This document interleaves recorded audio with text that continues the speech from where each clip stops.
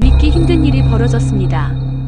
공산주의 국가들이 한국산 무기를 대거 수입하기 시작했습니다. 그리고 미국과 중국이 동시에 긴장하고 있습니다. 오랫동안 러시아와 중국의 무기만을 사용하던 베트남이 이제는 한국의 K9 자주포를 들었습니다. 이제 전 세계는 더 이상 한국을 조용한 나라라고 부르지 않습니다. 무기계의 아이폰을 만든 나라, 바로 대한민국입니다. 지금부터 시작되는 이야기는 여러분의 가슴에 국뽕을 가득 채워드릴 겁니다. 가슴 가득 국뽕을 채우고 싶으시다면 오늘 이야기 끝까지 놓치지 마십시오. 오늘 사연은 베트남에서 오신 리중탄 씨의 사연입니다. 사연 시작 전 구독과 좋아요 눌러주시면 컨텐츠 제작에 큰 힘이 됩니다. 그럼 오늘의 사연 시작합니다. 전 세계 군사 전문가들의 눈이 한순간에 베트남을 향했습니다.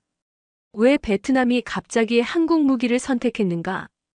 이 질문은 워싱턴에서 모스크바까지, 베이징에서 브뤼셀까지 모든 군사회의실에서 가장 뜨거운 화두가 되었습니다. 남중국해의 긴장이 고조되는 상황에서 베트남의 이런 선택은 단순한 무기 구매가 아닌 지정학적 메시지였기 때문입니다. 저는 베트남 국방전략연구소에서 군사정책을 분석하는 리중탄입니다. 1975년 통일 이후 공산체제 속에서 자라난 저에게 미국과 중국, 그리고 러시아는 세계의 중심이었습니다. 특히 군사 분야에서는 이 세 나라가 절대적인 강자였죠. 한국이요? 그저 전자제품이나 잘 만드는 아시아의 작은 나라 중 하나라고만 생각했습니다. 주변 동료들도 마찬가지였습니다. 한국은 우리에게 드라마와 케이팝을 전해주는 문화 강국일 뿐 무기 제조국이라는 인식은 전혀 없었죠. 저의 할아버지는 베트민 소속으로 프랑스와 싸웠고 아버지는 월맹 소속으로 미국과 싸웠습니다. 저희 가문은 항상 사회주의 이념에 충실했고 중국과 소련을 형제국으로 여겼습니다. 제 어린 시절 기억 속에는 중국과 소련에서 온 군사 고문들이 우리 군부대를 방문하던 모습이 선명합니다. 그들은 항상 우리보다 한 수 위에 있는 존재처럼 보였죠. 무기는 신뢰의 문제다. 아버지가 항상 하시던 말씀입니다. 누구의 무기를 쓰느냐는 곧 누구를 믿느냐의 문제다. 그렇기에 우리 베트남이 갑자기 한국 무기를 도입한다는 소식은 저에게 충격이었습니다. 그것은 단순한 장비 교체가 아닌 60년 넘게 지속된 동맹 관계의 변화를 의미했으니까요. 제 사무실 벽에는 세계 주요 무기 체계를 정리한 차트가 걸려 있었습니다. 그곳에는 미국의 에이브람스 전차, 러시아의 수호이 전투기, 중국의 PLG-5 자주포가 있었지만 한국 무기는 단 하나도 없었습니다. 솔직히 말하자면 한국이 첨단 무기를 만든다는 사실조차 잘 모르고 있었습니다. 미국과 중국, 러시아의 냉전 시대 무기들을 사용하던 우리 베트남에게 한국은 그저 멀리 있는 그리고 그다지 중요하지 않은 나라였으니까요. 베트남과 한국은 역사적으로 많은 공통점이 있다고 하더군요. 한 번은 젊은 동료가 말했습니다. 무슨 공통점? 저는 의아해하며 물었습니다. 둘 다 분단을 겪었고 전쟁의 상처가 있죠. 그리고 강대국들 사이에서 생존을 위해 노력한 역사가 있고요. 하지만 우린 다른 길을 걸었지. 저는 단호하게 대답했습니다. 우리는 사회주의의 길을, 한국은 자본주의의 길을 선택했으니까. 그때까지만 해도 저는 그 차이가 우리를 영원히 다른 세계에 두게 할 것이라고 생각했습니다. 무기는 역사와 전통이 있어야 합니다. 이것이 제 신념이었습니다. 러시아와 중국의 무기는 수십 년의 실전 경험이 있어요. 그런데 한국은요? 무슨 경험이 있나요? 동료들과 나눈 대화에서 저는 늘 이렇게 말했습니다. 저는 군사 전문가로서 여러 국가의 무기 체계를 연구해 왔습니다. 우리 연구소의 도서관에는 미국, 러시아, 중국, 프랑스, 영국 등 주요 무기 생산국들의 기술 자료가 가득했지만 한국 무기에 관한 자료는 거의 없었습니다. 한 번은 인도차이나 군사 포럼에서 우연히 한국의 방산 기술에 대한 발표를 들은 적이 있었습니다만 그때도 아마 미국 기술을 조금 개량한 수준이겠지라고 생각했을 뿐입니다. 한국은 항상 미국 무기의 라이센스 생산국일 뿐이야. 제 상관인 응우엔 대령은 이렇게 말했습니다. 그들은 독자적인 무기 체계를 개발할 능력이 없어. 저는 그의 말에 전적으로 동의했습니다. 그리고 그런 생각은 우리 군부 전체에 퍼져 있었습니다.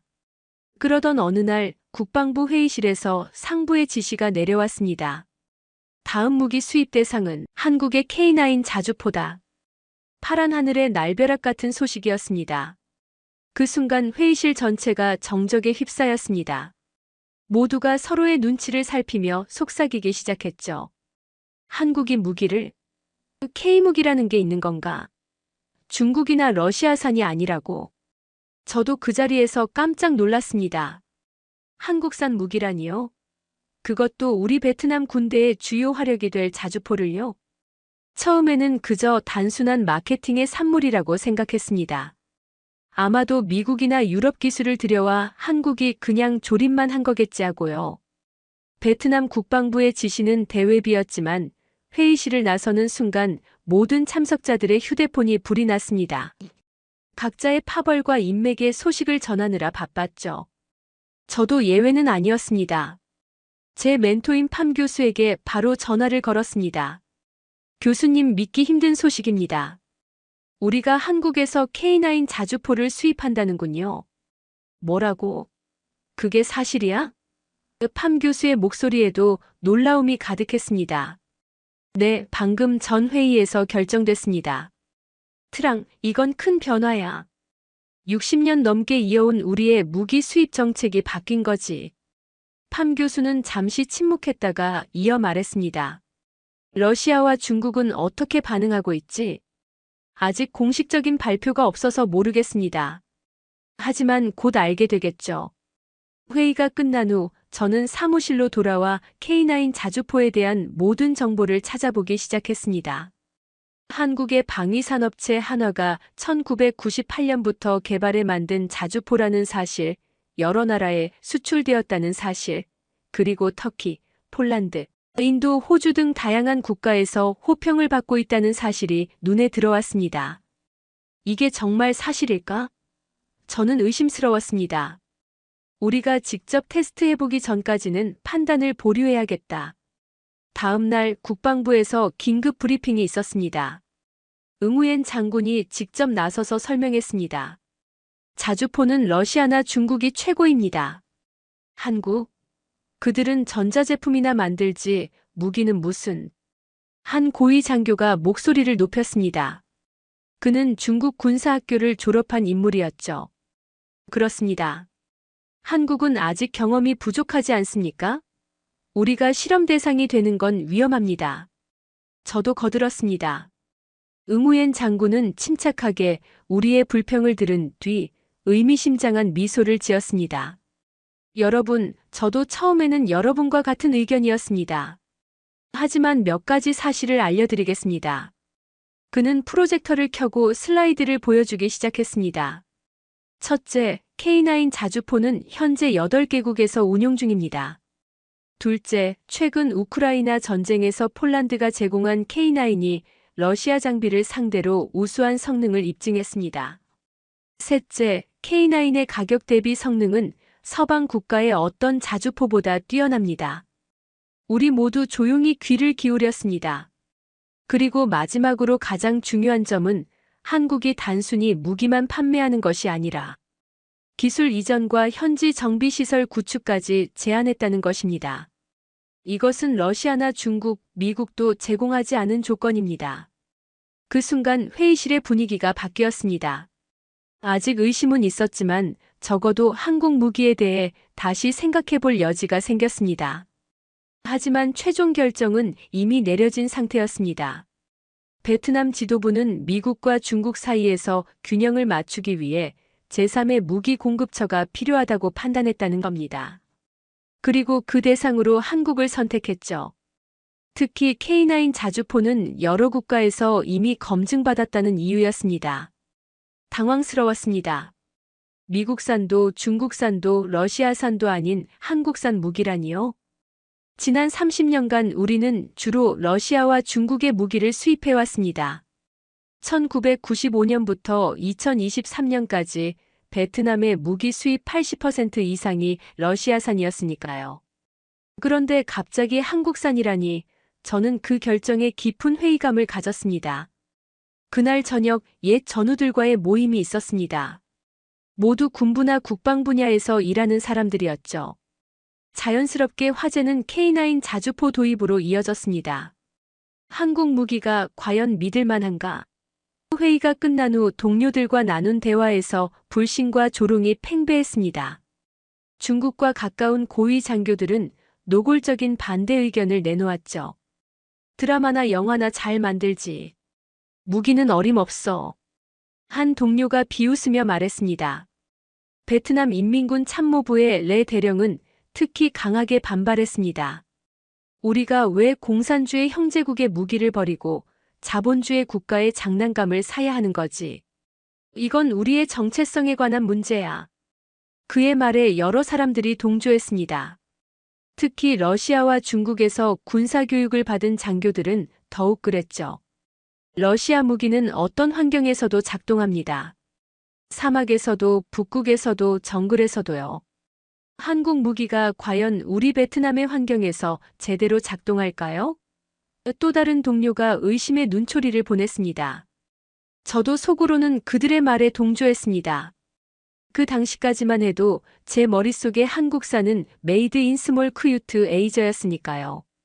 무기처럼 사람의 생명이 걸린 중요한 장비를 그런 나라에서 수입한다는 것은 저에게 큰 의문이었습니다. 하지만 그 자리에 있던 젊은 장교 한 명이 다른 의견을 제시했습니다. 저는 한국의 군사기술을 무시하면 안 된다고 생각합니다.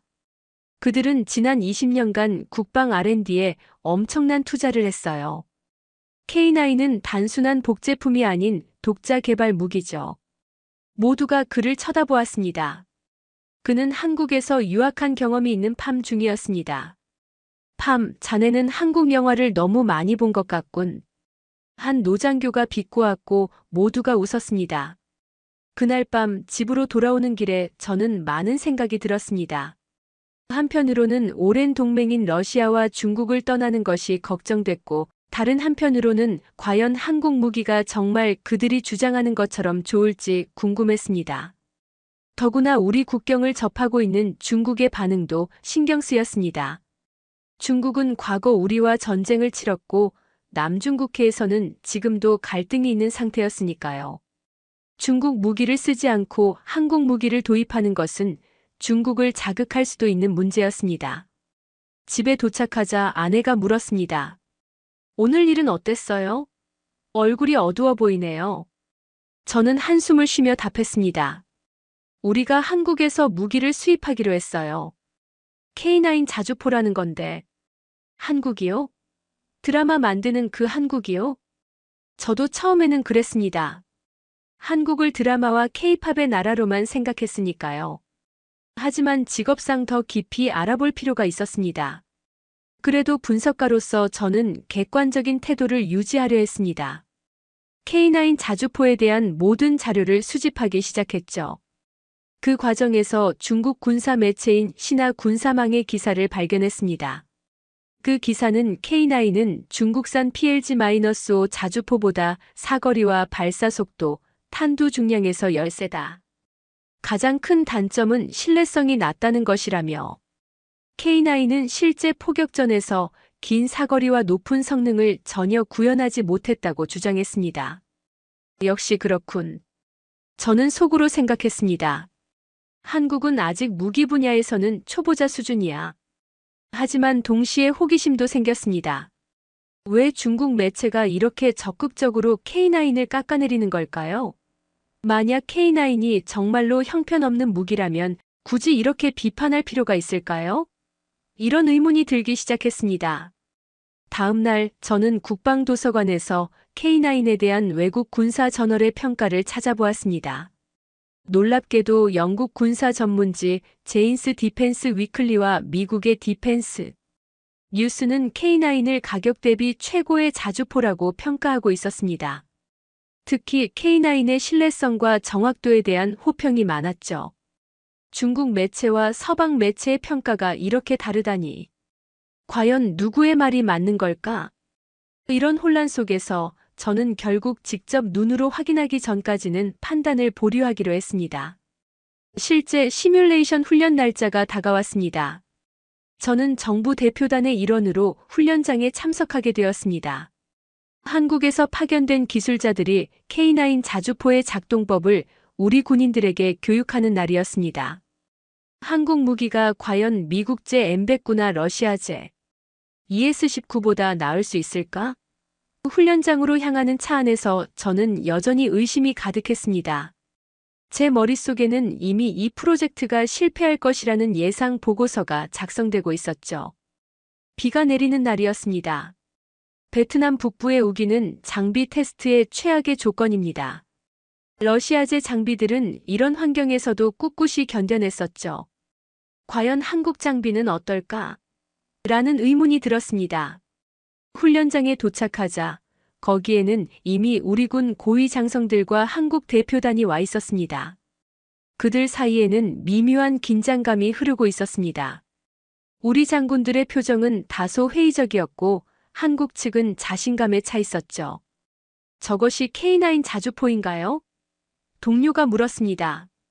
멀리서 보이는 거대한 장비는 확실히 인상적이었습니다. 우리가 사용하던 러시아제 ES-19 무스타-S보다 더 현대적으로 보였습니다. 하지만 훈련장에서 처음 K9 자주포를 마주한 순간 제 고정관념이 조금씩 깨지기 시작했습니다. 먼저 눈에 들어온 것은 그 외관이었습니다. 기대했던 것보다 훨씬 더 정교하고 강인해 보였습니다. 투박하고 거친 러시아 무기나 다소 조잡해 보이는 중국 무기와는 확연히 달랐죠. 이것이 K9 자주포입니다. 한국에서는 썬더라고 부릅니다. 한국 엔지니어가 자랑스럽게 설명했습니다. 그의 얼굴에는 자신감이 넘쳤습니다. 다른 나라 기술자들이 자국 무기를 설명할 때와는 달랐죠. 러시아 기술자들은 고장 나도 망치로 두드리면 돼요라고 말했고 중국 기술자들은 가격이 싸니까 몇 개 더 살 수 있어요라고 말했습니다. 하지만 한국 기술자는 달랐습니다. K9은 단순한 무기가 아니라 완벽한 체계입니다. 최대 사거리 40km, 급속 사격 시 15초 내 3발, 최대 발사 속도는 분당 6발이 가능합니다. 특히 자동 장전 시스템은 세계 최고 수준이죠. 숫자만 들었을 때는 그저 그런가 보다 싶었습니다. 하지만 실제 작동 시범을 보고 나서 저는 충격을 받았습니다. 그것은 단순한 무기가 아니었습니다. 정밀한 예술품 같았죠. 이건 무기계의 아이폰이군요. 불쑥 제 입에서 나온 말이었습니다. 그 자리에 있던 모두가 제 말에 고개를 끄덕였습니다. 심지어 중국 유학파 장교들도 말이죠. 한국 측은 먼저 K9의 기술적 특징에 대해 상세히 설명했습니다. 포신의 길이, 재질, 내구성, 그리고 전자 제어 시스템까지. 그들은 매우 자세하고 기술적인 설명을 제공했는데 이 정도의 기술적 세부 사항까지 공개하는 것은 상당히 이례적이었습니다. 보통 무기 판매국들은 핵심 기술을 철저히 감추는 경향이 있으니까요. K9의 가장 큰 특징은 디지털 화력 통제 시스템입니다. 이 시스템은 GPS, 관성 항법 장치, 포탑, 자동 정렬 시스템이 통합되어 있어 어떤 지형에서도 신속하고 정확한 조준이 가능합니다. 한국 엔지니어의 설명에 우리 군 장교들은 귀를 기울였습니다. 특히 베트남의 복잡한 지형에서 이런 시스템은 매우 유용할 것이라고 생각했습니다. 첫 번째 시험 발사가 진행되었습니다. K9은 엄청난 화력을 뿜어냈지만 그 자세는 놀라울 정도로 안정적이었습니다. 사격 후에도 거의 움직임이 없었죠. 우리가 그동안 사용해왔던 중국산 PLG-5 자주포는 사격 시 포탑이 크게 흔들렸는데 K9은 마치 바위처럼 제자리를 지켰습니다. 이게 바로 한국의 기술력입니다. 우리는 포신과 포탑의 균형을 완벽하게 맞추기 위해 3년을 연구했습니다. 한국 엔지니어의 설명에 모두가 감탄했습니다. 그의 목소리에는 자부심이 넘쳤습니다. 그것은 단순한 자랑이 아니라 피와 땀으로 일궈낸 성취에 대한 자신감이었죠. 이렇게 안정적인 발사 체계는 연속 발사에서 큰 장점이 됩니다. 정확도가 유지되거든요. 두 번째로 놀란 것은 정확도였습니다. 15km 떨어진 표적을 K9은 놀라운 정밀도로 명중시켰습니다. 우리 군인들의 입에서는 감탄사가 터져나왔습니다. 와, 이게 가능하다니. 옆에 서 있던 베트남 포병 지휘관이 소리쳤습니다. 저 정도 정확도라면 우리의 화력 지원 개념을 완전히 바꿔야 할지도 모르겠군요. 그의 말에 깊이 공감했습니다. 베트남은 산악 지형이 많아 정확한 포격이 매우 중요하니까요. 세 번째 놀라움은 K9의 기동성이었습니다. 52톤이라는 무게에도 불구하고 K9은 진흙탕 속에서도 놀라운 기동성을 보여주었습니다. 이는 베트남의 우기에 특히 중요한 요소였습니다. K9은 1000마력의 엔진을 탑재하고 있어 최고 시속 67km로 주행할 수 있습니다. 또한 급경사와 계단식 지형도 쉽게 극복할 수 있죠. 한국 기술자의 설명에 저는 다시금 놀랐습니다. 베트남의 지형은 산악과 산림, 평야가 복잡하게 얽혀 있어 기동성은 매우 중요한 요소였으니까요. 그리고 세 번째 놀라움은 속도였습니다. K9은 위치를 잡고 발사하고 다시 새로운 위치로 이동하는 과정이 믿을 수 없을 정도로 빨랐습니다. 우리가 사용하던 PLG-5는 한 번 발사 후 다음 발사 준비까지 꽤 오랜 시간이 걸렸는데 K9은 마치 기관총처럼 연속 발사가 가능했습니다. 이건 단순한 포가 아니라 하나의 시스템입니다. 디지털 화력 통제 시스템, GPS 연동 측위 시스템, 자동 장전 시스템이 모두 통합되어 있습니다. 한국 엔지니어가 설명하는 동안 저는 계속해서 메모를 했습니다. 이것은 단순한 무기가 아니었습니다. 첨단 기술의 집약체였죠. 한국 측은 또한 K9의 구체적인 장점들을 차분하게 설명했습니다. K9은 단 30초 안에 전투 준비 상태로 전환할 수 있습니다. 1분 안에 발사 위치에서 벗어날 수 있죠. 이것은 적의 대포병 레이더에 잡히지 않고 생존할 수 있다는 것을 의미합니다. 이 설명을 들으며 저는 자연스럽게 K9과 중국산 PLG-5, 러시아산 ES-19를 머릿속에서 비교하고 있었습니다. 솔직히 말해서 K9이 모든 면에서 우월해 보였습니다. 우리 장교들의 눈이 커졌습니다. 생존성은 현대 전장에서 가장 중요한 요소 중 하나니까요. 또한 K9은 완전 자동화 시스템을 갖추고 있어 단 5명의 승무원만으로 운용이 가능합니다. 반면 중국의 PLG-5는 7명이 필요하죠. 이건 매우 중요한 차이점이었습니다. 2명이 줄어든다는 것은 그만큼 인명 손실 위험이 감소한다는 의미였으니까요. 그러나 가장 인상적인 순간은 악천 후 시험이었습니다. 갑자기 폭우가 쏟아졌고 한국 측은 오히려 반겼습니다. 이런 날씨에 테스트할 수 있어 오히려 좋습니다. K9의 전천 후 성능을 보여드릴 수 있으니까요. 그들은 자신있게 K9을 진흙탕으로 몰고 갔고 그곳에서 완벽한 발사 테스트를 진행했습니다. 러시아제 장비였다면 아마 취소했을 테스트였죠. 시연이 계속되는 동안 저는 K9과 중국 PLG-5를 직접 비교해볼 기회를 가졌습니다. 둘 다 52구 경장 155 자주포였지만 성능 차이는 명확했습니다. 중국산 자주포는 포를 쏘기 전에도 고장이 나곤 했습니다. 한 베테랑 포병이 속삭였습니다. 반면 한국산은 포탄이 날아가기도 전에 이미 다음 장전이 완료되어 있군요. 제가 가장 놀란 것은 바로 그 신뢰성이었습니다. 중국 매체들이 K9의 신뢰성을 문제 삼았는데 실제로는 반대였던 것입니다. 우리는 러시아제와 중국제 장비를 오랫동안 써왔지만 기계적 신뢰성 문제는 항상 있었습니다. 베트남 정비팀장이 말했습니다. 부품이 자주 고장나거나 습도가 높을 때 전자장비가 제대로 작동하지 않곤 했죠. 반면 K9은 4시간 동안의 연속 테스트에서 단 한 번의 고장도 없었습니다. 이는 매우 인상적인 결과였습니다. 더 놀라운 것은 비용 효율성이었습니다.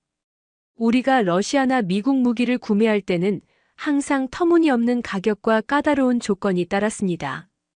하지만 K9은 다른 서방 국가의 자주포보다 훨씬 저렴하면서도 성능은 대등하거나 오히려 뛰어났습니다. 우리가 들인 예산은 미국제 무기의 3분의 1, 그런데 성능은 오히려 뛰어났습니다. 이 말은 우리 재정 담당자의 입에서 나온 것이었습니다. 그는 처음에는 한국 무기 도입에 가장 강하게 반대했던 사람 중 하나였죠. 한국 측은 또한 장기적인 협력 방안도 제시했습니다.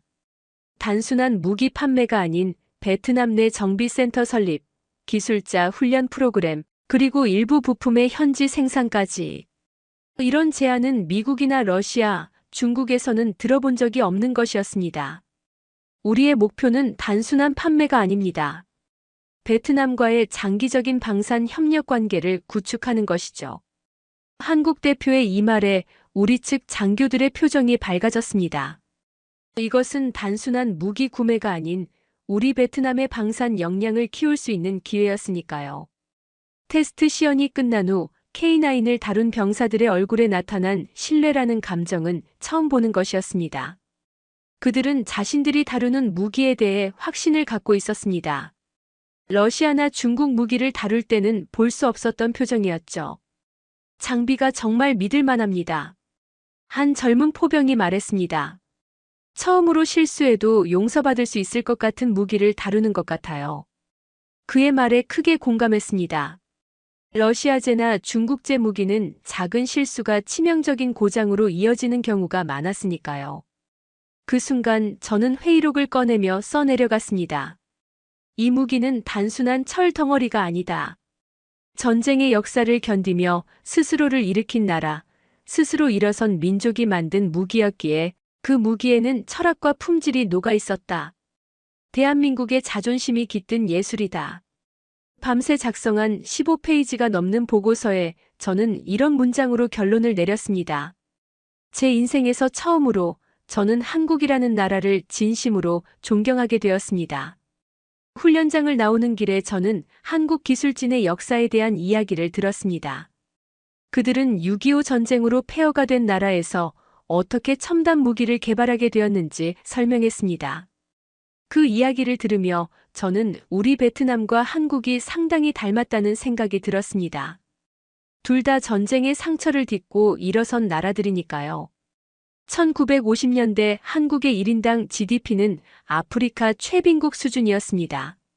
한국 측 책임자가 말했습니다. 지금은 세계 10위권의 경제 대국이 되었죠. 이 모든 것은 우리 스스로의 힘으로 이룬 것입니다.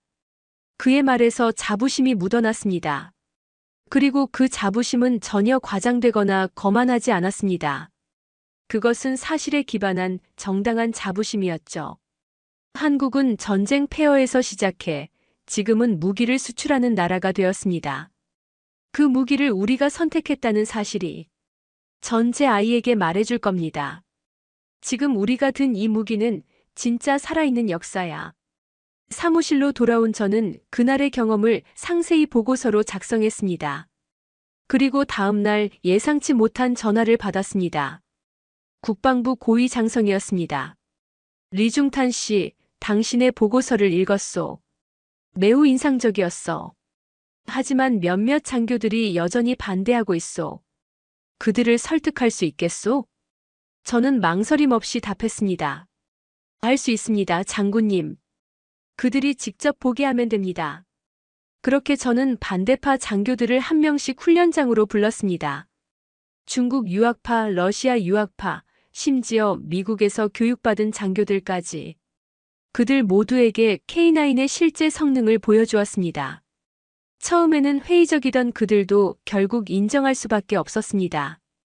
첫 번째 대상은 러시아 군사 아카데미 출신의 팜 대령이었습니다. 그는 러시아 무기의 열렬한 지지자였죠. 이 한국산 장난감이 우리의 믿음직한 러시아제를 대체할 수 있다고 생각하시나요? 그는 비웃으며 물었습니다. 저는 미소를 지으며 대답했습니다. 직접 보시면 알게 될 겁니다, 대령님. 그날 우리는 러시아제 ES-19와 K9을 나란히 놓고 비교 테스트를 진행했습니다. 결과는 명확했습니다. K9이 모든 면에서 앞섰죠. 특히 인상적이었던 것은 연속 발사 테스트였습니다. ES-19가 3발을 발사하는 동안 K9은 이미 6발을 발사하고 위치를 바꿀 준비를 마쳤습니다. 이 무기는 다르다. 러시아 유학파 장교가 마침내 인정했습니다. 러시아 자주포는 단순하고 튼튼해. 하지만 정밀성과 속도에서는 K9에 비할 바가 못돼. 그의 인정은 큰 의미가 있었습니다. 그는 베트남 군부에서 러시아 무기 체계의 전문가로 널리 알려진 인물이었으니까요. 다음은 중국 인민해방군 군사학교 출신의 응우옌 장군이었습니다.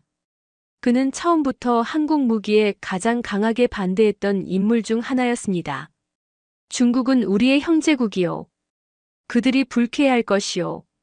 하지만 그의 의견도 실제 테스트 후에는 달라졌습니다. 중국 유학파 장교도 마침내 입을 열었습니다.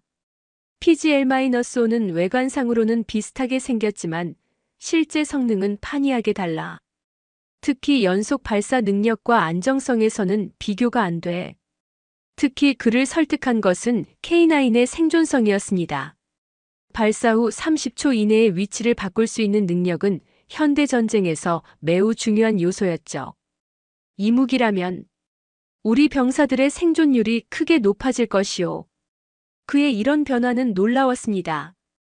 평소에 그는 어떤 의견도 쉽게 바꾸지 않는 고집스러운 사람이었으니까요. 그렇게 하나둘씩 마음이 바뀌기 시작했습니다. 중국 무기를 폐기하며 한국 무기 전면 도입 검토가 시작됐습니다. 심지어 일부 장교는 자발적으로 KF-21 전투기, K2 전차 정보 요청서를 보내기 시작했죠. K9 자주포가 이 정도라면 한국의 다른 무기들은 어떨까요?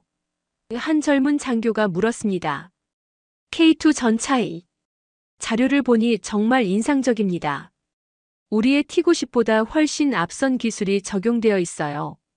FA-50 경공격기는 우리 공군의 노후화된 Su-21을 대체하기에 완벽해 보입니다.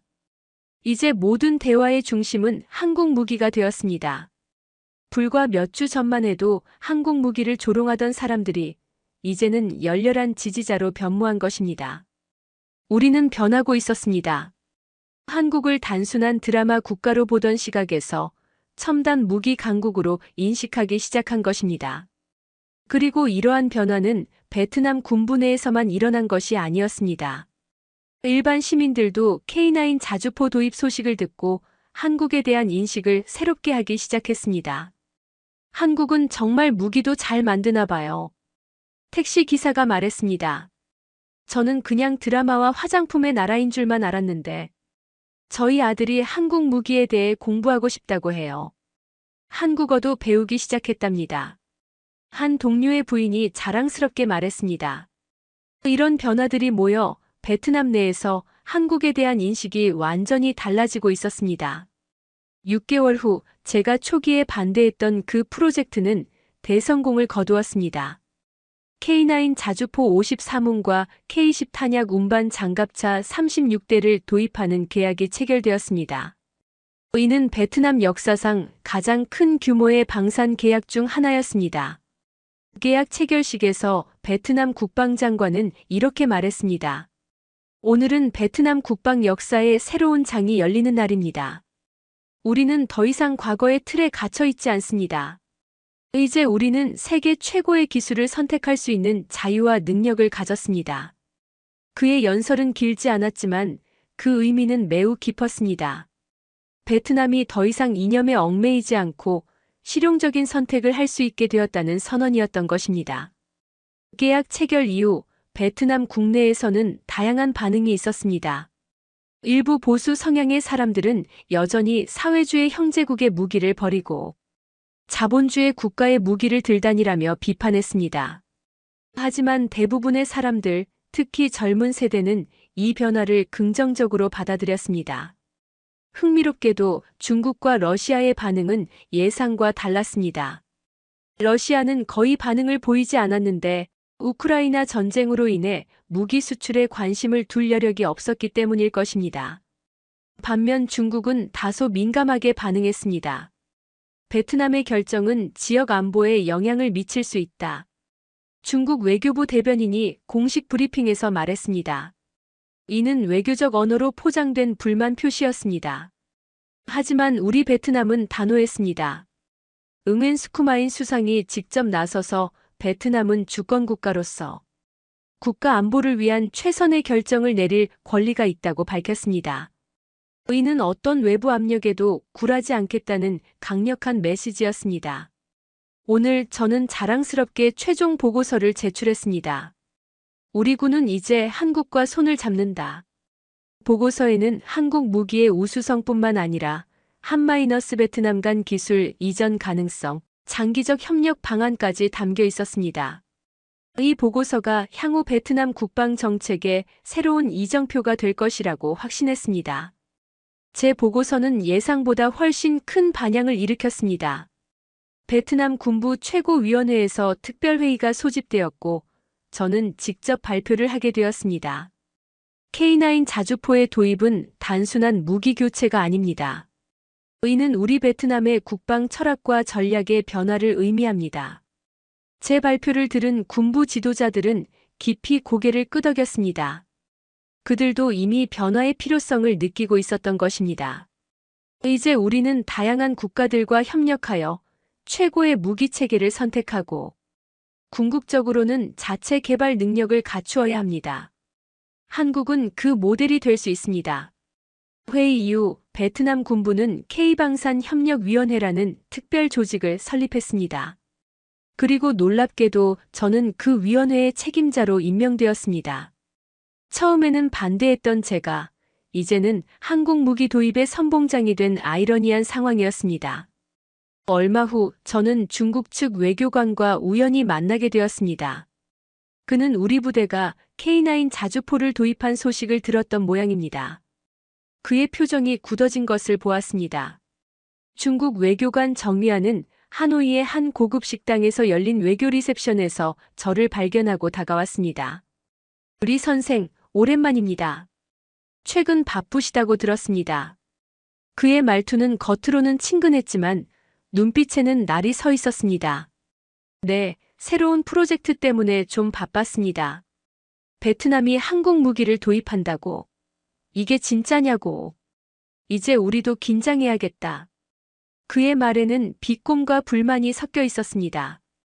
그는 중국 군사정보부 소속이라는 소문이 있는 인물이었습니다. 저는 대답하지 않았습니다. 그 대신 한국 무기 전시장 브로셔를 그의 앞에 슬쩍 밀어두었습니다. 그의 눈이 커지는 것을 볼 수 있었습니다. 중국 자주포는 춤추고 한국 자주포는 적을 춤추게 합니다. 제가 살짝 웃으며 말했습니다. 그의 얼굴이 굳어졌습니다. 리 선생, 우리는 수천 년의 역사를 가진 형제국입니다. 그런데 왜 갑자기 한국이? 저는 그의 말을 부드럽게 끊었습니다. 미국은 우리가 무기 수입한다고 하면 묘하게 긴장합니다. 이제 한국발 군사 한류가 시작됐거든요. 그의 얼굴이 붉어졌습니다. 분명 제 말이 그를 불편하게 했지만 외교적 자리였기에 그는 더 이상 아무 말도 하지 않았습니다. 그 자리를 떠나는 중국 외교관의 뒷모습을 보며 저는 처음으로 베트남의 국제적 위상이 달라졌음을 실감했습니다. 우리는 더 이상 강대국의 그늘에서 무기를 얻어쓰는 나라가 아니었습니다. 우리가 선택할 수 있는 위치에 서게 된 것이죠. K9 자주포 도입 이후 베트남 군부 내에서는 한국 무기에 대한 관심이 폭발적으로 증가했습니다. 특히 젊은 장교들 사이에서는 K방산 연구 모임이 자발적으로 생겨났고 한국어를 배우는 군인들도 많아졌습니다. 한국 무기를 제대로 이해하려면 한국어를 배워야 해요. 한 젊은 중위가 말했습니다.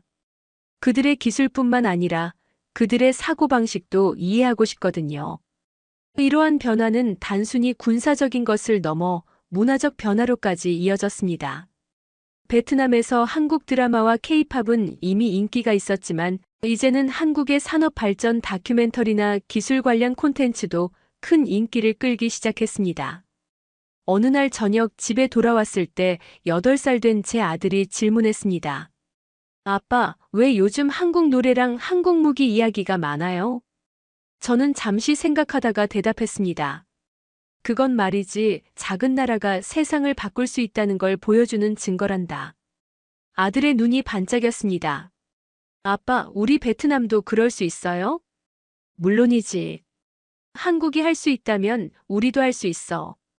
그날 밤 아들의 질문은 저에게 깊은 생각을 하게 만들었습니다. 정말 우리 베트남도 한국처럼 될 수 있을까? 불과 30년 전까지만 해도 한국은 우리보다 경제적으로 크게 앞서지 않았습니다. 그런데 지금은 세계 10위권의 경제대국이자 첨단 기술 강국이 되었습니다. 무엇이 그들을 그렇게 만들었을까? 이 질문에 대한 답을 찾기 위해 저는 한국의 발전 과정에 대해 더 깊이 연구하기 시작했습니다. 그리고 놀라운 사실들을 발견했습니다. 한국은 외부의 도움도 있었지만 대부분 자신들의 노력으로 발전을 이루었다는 것. 그들은 교육에 엄청난 투자를 했고 자체 기술 개발에 국가적 역량을 집중했다는 것. 그리고 무엇보다 그들은 항상 위기를 기회로 바꾸는 특별한 능력이 있었다는 것입니다. 우리도 할 수 있다. 이제 우리 부대 장병들 사이에서 한국산 무기는 명품 그 자체입니다. 훈련 때마다 그들은 K9을 자랑스럽게 다룹니다. 심지어 일부 장병들은 한국어를 배우기 시작했죠.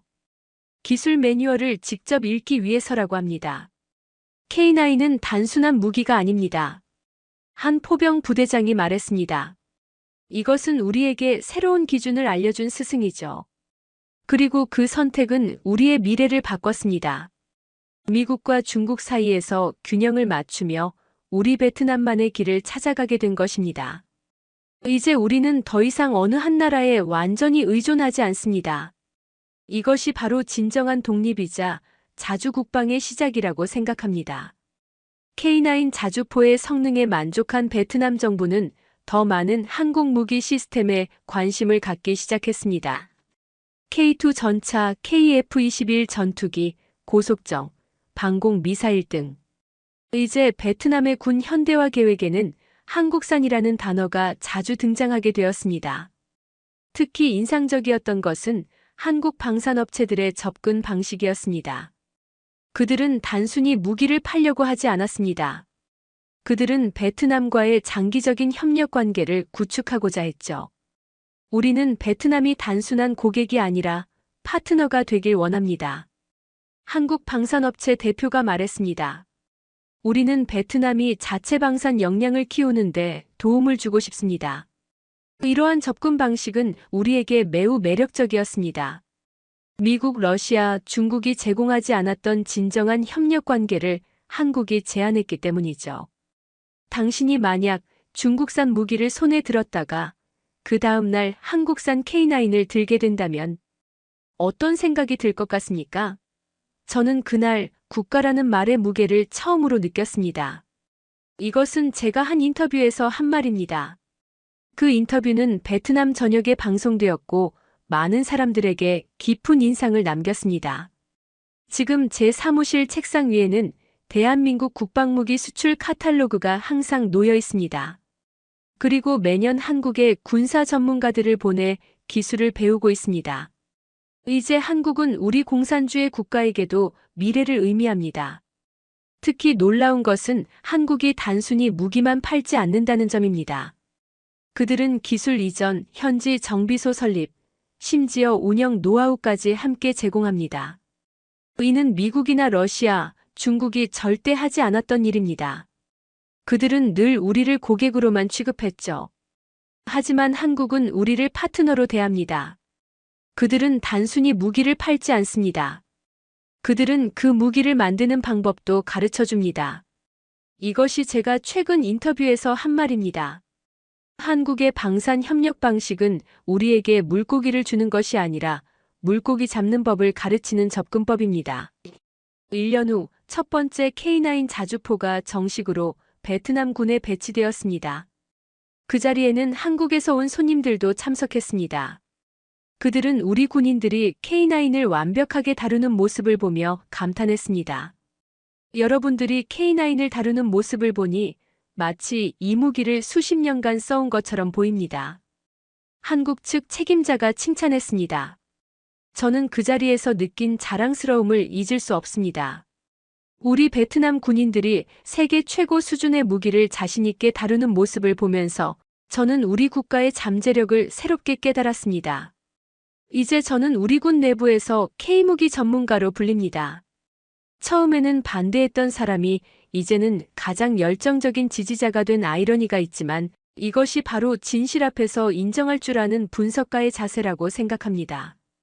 최근에 열린 국제군사 포럼에서 저는 중국, 러시아, 미국의 전문가들 앞에서 발표를 했습니다. 베트남은 이제 무기 선택의 새로운 패러다임을 제시합니다. 과거의 이념적 선택이 아니라 품질과 파트너십에 기반한 선택입니다. 그리고 그 중심에는 한국이 있습니다. 발표가 끝난 후 중국 전문가가 저에게 다가왔습니다. 당신들이 우리 PLG-5 대신 K9을 선택한 이유가 뭐예요? 사거리도 우리가 더 길고 가격도 더 싸잖소. 저는 웃으며 대답했습니다. 당신의 PLG-5는 재원표에서는 우수할지 모르지만 실전에서는 달라요. 한국인들은 무기를 만들 때 그들의 국가 존립이 걸려있다는 절박함으로 만듭니다. 그래서 그 무기는 단순한 쇠붙이가 아니라 그들의 혼이 담긴 작품이죠. 중국 전문가는 무언가 더 말하려다가 입을 다물었습니다. 아마도 제 말이 맞다는 것을 알았기 때문일 것입니다. 이제 베트남의 국방 전략은 완전히 바뀌었습니다. 우리는 더 이상 단일 국가에 의존하지 않습니다. 한국, 인도, 이스라엘 등 다양한 국가들과 방산 협력을 추진하고 있죠. 하지만 그 중심에는 한국이 있습니다. 왜냐하면 그들만이 우리에게 단순한 무기가 아닌 자립의 길을 제시해주기 때문입니다. K9 자주포의 성공적인 도입 이후 베트남 정부는 더 많은 한국 방산 기업들을 초청하여 협력 가능성을 논의하기 시작했습니다. LI지넥스1, 한화디펜스, 현대로템 등 한국의 주요 방산업체들이 하노이를 방문했고 다양한 협력 방안이 논의되었습니다. 우리는 단순히 장비를 판매하는 것이 아니라 베트남의 자체 방산 역량을 키우는 데 협력하고 싶습니다. 한국 업체들의 이런 접근 방식은 우리 베트남 정부에 깊은 인상을 남겼습니다. 그들은 단순한 판매자가 아닌 진정한 파트너로서 베트남과 함께하길 원했기 때문입니다. 지난주 저는 딸의 고등학교 진로 탐색 프로그램에 연사로 초대되었습니다. 그곳에서 학생들이 질문했습니다. 왜 우리나라는 이제 한국과 가까워지고 있나요? 저는 이렇게 대답했습니다.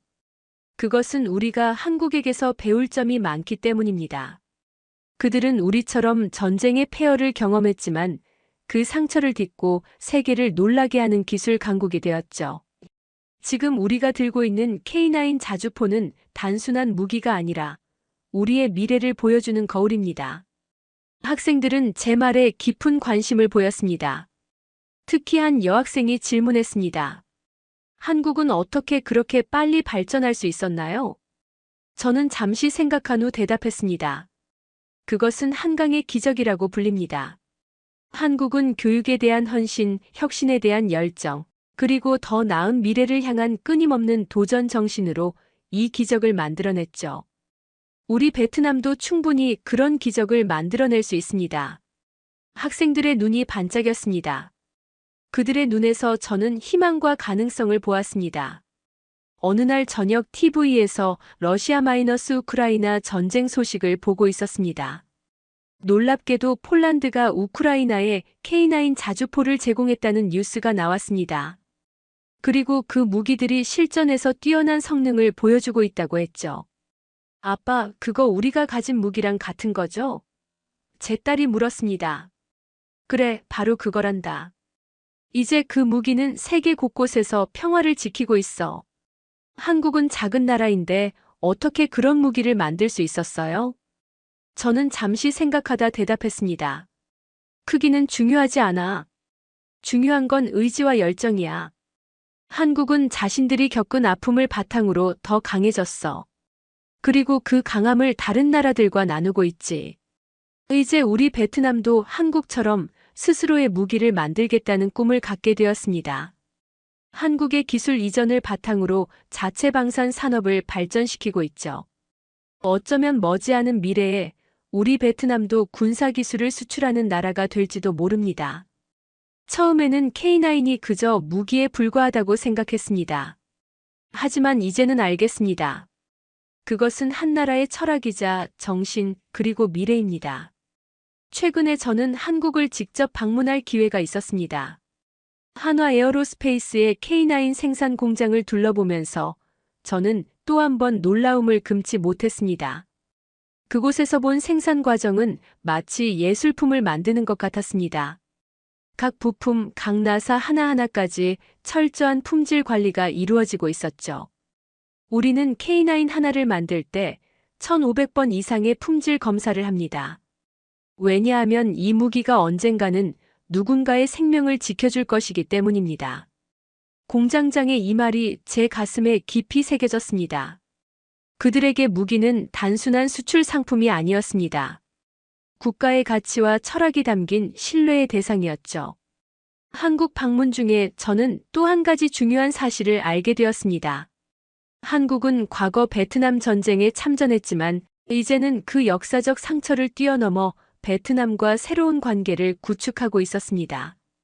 그것은 과거에 머무르지 않고 미래를 향해 함께 나아가는 모습이었습니다. 우리는 과거의 실수에서 배우고 더 나은 미래를 함께 만들어가기를 원합니다. 한국 방산업체 대표의 이 말은 저에게 깊은 인상을 남겼습니다. 그것은 진정한 파트너십의 정신이었습니다. 한국에서 돌아온 후 저는 베트남 군부 내에 한국식 방산 개발 모델에 대한 연구 그룹을 결성했습니다. 우리는 한국이 어떻게 세계적인 방산 강국으로 성장했는지, 그리고 그 경험을 어떻게 베트남에 적용할 수 있을지를 연구하기 시작했습니다. 우리가 한국에게서 배워야 할 점은 단순히 기술이 아닙니다.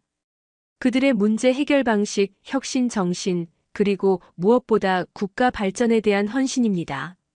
이것이 제가 첫 연구 모임에서 한 말입니다. 그리고 놀랍게도 많은 젊은 장교들이 이 모임에 자발적으로 참여하기 시작했습니다. 여러분 믿기 어려우시겠지만 지금 이 순간에도 전 세계는 한국을 보고 있습니다. 저 역시 처음에는 한국을 단순히 드라마와 K-팝의 나라로만 생각했습니다. 하지만 이제는 그들이 얼마나 강한 나라인지 압니다. 전 세계가 인정하는 K방산, 이제 공산주의 국가들마저 움직였습니다. 베트남은 1995년부터 2023년까지 무기 수입의 80% 이상을 러시아에 의존했습니다. 그런 우리가 이제는 한국을 선택했습니다. 그리고 이 선택은 우리 미래를 바꿀 것입니다. 한국의 무기는 단순히 무기가 아닙니다. 그것은 역경을 이겨낸 민족의 정신이 담긴 철학입니다. 폐허에서 일어나 세계를 놀라게 한 나라의 자존심입니다. 그리고 그 자존심은 이제 우리 베트남의 국방을 책임지고 있습니다. 지금 이 영상을 공유하고 대한민국의 기술과 신념, 자부심을 세계에 알려주세요. 여러분의 댓글로 어떤 한국 무기가 가장 인상적인지 이야기해주세요. 그리고 구독과 좋아요 부탁드립니다. 다음 편에서는 한국의 K2 전차가 어떻게 중국과 러시아 전차를 제치고 다른 국가들의 러브콜을 받고 있는지 소개해드리겠습니다. 이제는 대한민국이 세계의 중심입니다. 감사합니다.